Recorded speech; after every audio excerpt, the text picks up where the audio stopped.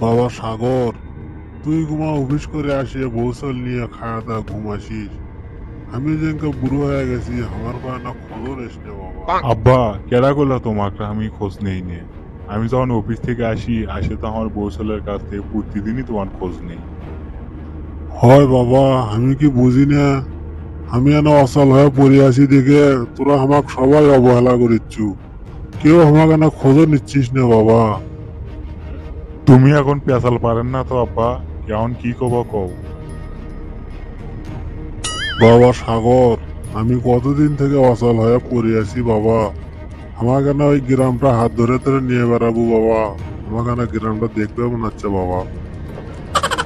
দেখেন আব্বা, আমি চাকরি করি, আমার একটা মান সম্মান আছে, আমি তোমার গ্রামের মধ্যে হাত ধরে নিয়ে বেড়াবো মানে।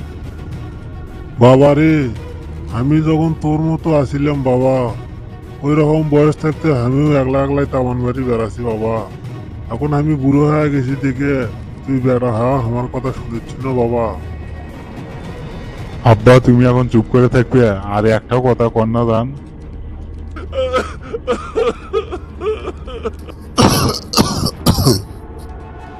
বাবা সাগর, মোর পাশে মোর তোরা কি ঘুরিচ্ছে বাবা, মোক কয়টা ঠান্ডা নাগিচ্ছে।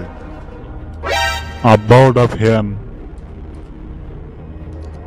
বাবা, মোর পাশে মোর এটা কি ঘুরিচ্ছে বাবা।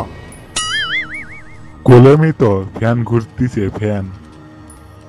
ও, ফ্যান ঘুরিচ্ছে। তুমি এখন চুপ করে থাকো তো, এত পেঁচাল পারো না তো। বাবা সাগর, মোর পাশে মোর এটা কি ঘুরিচ্ছে বাবা। আর তো সহ্য হচ্ছে না, বারবার এক কথা কওয়া নাগে। ওটা ফ্যান ঘুরতিছে ফ্যান।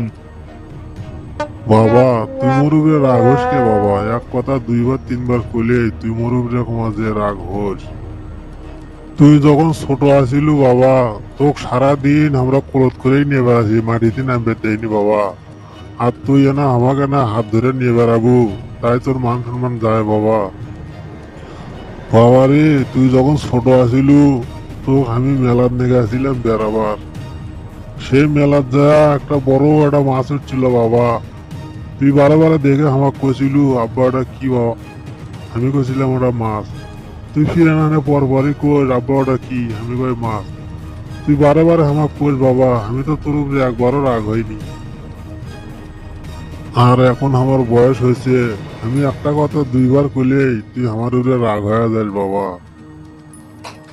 এখন মোর বয়স হয়ে গেছে বাবা, কোনো কিছু শুনলে আর মনে থাকে না। আব্বা, আমার ভুল হয়েছে, আমি বুঝি নাই, আমাকে তুমি মাফ করে দাও। প্রিয় দর্শক বন্ধুরা, আপনারা যে ভিডিওটি দেখলেন এটা কাল্পনিক না, সম্পূর্ণ একটা বাস্তব ঘটনা তুলে ধরার চেষ্টা করলাম।